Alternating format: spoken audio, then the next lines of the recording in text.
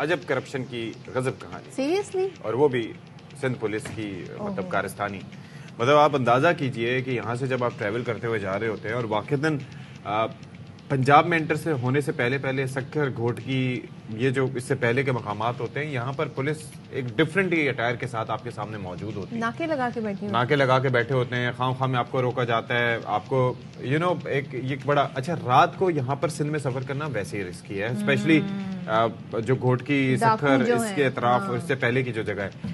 اب یہ ہوا یہ ہے بیسکلی کہ سکرنٹ تھانے کے 4 ہونہار اہلکار تھے, تو انہوں نے قومی کرکٹرز یعنی کہ شعیب مقصود, آپ کو بتایا کہ پاکستان کے لیے انہوں نے کرکٹ کھیلی ہے, اور اس کے ساتھ ساتھ عامر یامین ہیں, ان کو مطلب یہ جانے مانے اور پہچانے ہوئے نام ہیں, اور ان کو روکا اور ان سے رشوت طلب کی. اچھا کل میں یہ پوسٹ دیکھ رہا تھا تو 12,000 روپے پہلے انہوں نے رشوت طلب کی, پھر اس کے بعد آپ یہ دیکھیے کہ 12,000 سے یہ معاملہ کم ہوتے ہوتے 8,000 پر گیا, اور اس کے بعد انہوں نے اس سے رشوت لیے بغیر ان کو تو یہ خبر ہمارے سامنے کرکٹرز کی جانب سے ہی سامنے آئی. جی کیونکہ ٹویٹر پر شعیب مقصود نے جا کے اس حوالے سے شکوہ کیا, شکایت کی, اور ظاہر ہے کہ ایک بڑا امبیرسنگ ہوتا ہے کہ ایک ایسے پلیئر, ایسے کرکٹر جن کو دنیا بھر میں عزت دی جاتی ہو اور ہر کوئی ان کو جانتا ہو پہچانتا ہو, اور ان کے ساتھ یہ سلوک. مطلب کوئی خوف ہوتا ہے, کوئی ڈر ہوتا ہے, مطلب آپ کو یہ ہوتا ہے ہم ایکسپوز ہو جائیں گے, مطلب کوئی شرم ہوتی ہے, کوئی حیا ہوتی ہے. مطلب ان پولیس اہلکاروں نے یہ بھی نہیں سوچا کہ ہم جن کو لوٹ رہے ہیں وہ نامور لوگ ہیں اور وہ جا کے جی رپورٹ کر سکتے ہیں, ان کی ایکسس ہے جی ایسے لوگوں سے, ہمارے اعلیٰ حکام تک ان کی ایکسس ہو سکتی ہے,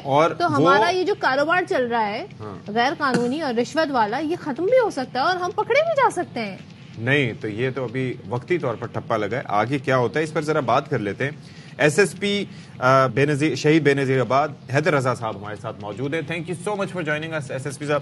ظاہر ہے کہ یہ چیز سامنے آئی ہے, ہائی لائٹ ہوئی ہے, لیکن یہ آتے جاتے کیونکہ میں بھی ڈرائیو کر کے جاتا رہا ہوں تو وہاں پر ہمارا واسطہ پڑتا ہے. اب ہمیں چونکہ واسطہ پڑتا رہتا ہے تو تھوڑا سا ہینڈل کرنے کا طریقہ آتا ہے, کس طریقے سے ان کو کیا کہنا ہے.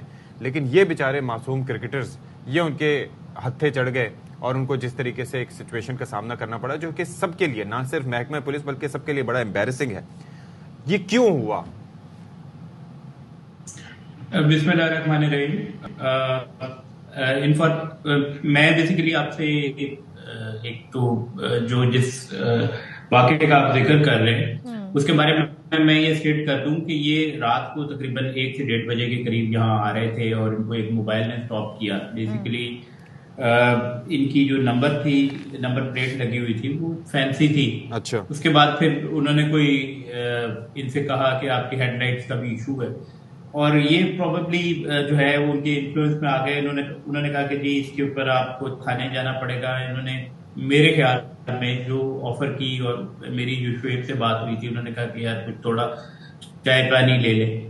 جب آپ اس طرح کی آفر کر دیتے ہیں اور وہ پولیس والے رات کو کھڑے ہوئے اکیلے, ان کا ایمان ڈگمگا گیا, پولیس والوں کا ایمان ڈگمگا گیا. یہ کہہ رہے ہیں آپ؟ انہوں نے ان سے اماؤنٹ تقریباً 12,000 روپیز مانگ لیے اور بعد میں 8,000 انہوں نے دے دیے اور چلے گئے.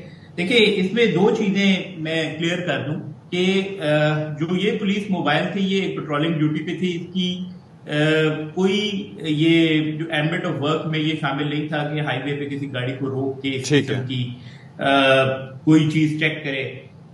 وہ کہ پولیس فینسی نمبر پلیٹ کے خلاف آپریشن بھی کرتی ہے, چلان بھی ہوتے ہیں, اور ان سم انسٹنسز کراچی میں ہم ایف آئی آر تک بھی کرتے ہیں to enforce the writ of the law. یعنی کہ آپ یہ کہہ رہے ہیں کہ انہوں نے پیسے لیے, اعتراف کر رہے ہیں آپ کے؟ جی انہوں نے 8,000 روپے لیے, اور ہم نے ان کو جب یہ والی خبر انہوں نے ٹویٹر پہ شیئر کی تو یہ میرے نالج میں بھی آئی, آئی جی صاحب کے بھی نالج میں آئی, اور آئی جی صاحب نے مجھے ڈائریکٹ کیا, میں نے انکوائری کی.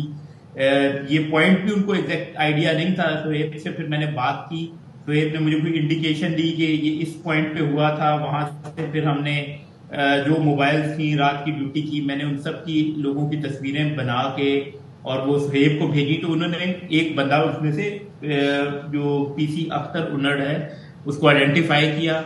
ہم نے اس کو انٹیروگیٹ کیا تو اس نے ایکسیپٹ کیا کہ میں نے تقریباً 8,000 روپے ان سے لیے ہیں, جو کہ ایک انفارچونیٹ واقعہ ہے. اور میں یہ تو نہیں کہوں گا کہ ये वाकया बहुत ही कॉमन होता है। अच्छा, मैं एक चीज अर्ज करना चाहूंगा यहाँ पर। देखें, ट्रैवलिंग हम लोग भी करते रहते हैं, आपका भी जाहिर है कि सफर होता होगा, तो ये मामूल है, ऐसा नहीं है कि ये कॉमन नहीं है, लेकिन हर किसी की हैंडलिंग डिफरेंट होती है। और ये बात आपकी सही है कि डॉक्यूमेंटेशन आपकी पूरी होनी चाहिए, ये नंबर प्लेट्स वगैरह ये फैंसी नहीं होनी चाहिए। लेकिन सबसे पहले आपने खुद ये सवाल उठाया कि ये उनकी इस्तेदाद नहीं थी कि वो वहां पर खड़े होकर किसी को रोके और उनसे तलब करें। अब ये तो बड़ी मासूम सी बात है कि जी उन्होंने पैसे ऑफर किए और उन्होंने कहा कि चलो जी भागते चोर की लंगूटी ही सही, तो ये तो गैर मुनासिब एक तर्ज अमल है ना। एट द फर्स्ट पॉइंट उनको वहां पर होना ही नहीं चाहिए था। देखिए, ये ड्यूटी में तो शामिल इस वजह से नहीं था क्योंकि ये एक हाईवे है। हाईवे पे जो इन्फोर्समेंट की जिम्मेदारी है वो मोटरवे पुलिस की है, पुलिस की नहीं है। अगर कोई बंदा कोई ट्रैफिक वायलेशन कर रहा है या कोई बंदा फैंसी नंबर प्लेट की लगा के जा रहा है तो पुलिस को ये इख्तियार नहीं है कि वो उनको रोके, ये हमारा काम नहीं था। तो इसी से आप एक समझ लें कि मैलिफाइड इंटेंशन है। लेकिन क्राइम रोकने के लिए डेफिनेटली पेट्रोलिंग तो हर रोड के ऊपर होती है। ये उस जगह पे थे और ये बाईपास के ऊपर जो एक एग्जिट पॉइंट था उसके ऊपर खड़े हुए थे। आपने कहा कि पुलिस की जिम्मेदारी नहीं थी और ट्रैफिक पुलिस जी, हाई पुलिस जो है वो ये काम करती है। यहाँ पे अब इस पे मजीद भी बात करेंगे। थैंक यू सो मच जी। और इस वक्त साबिक वज़ीर आज़म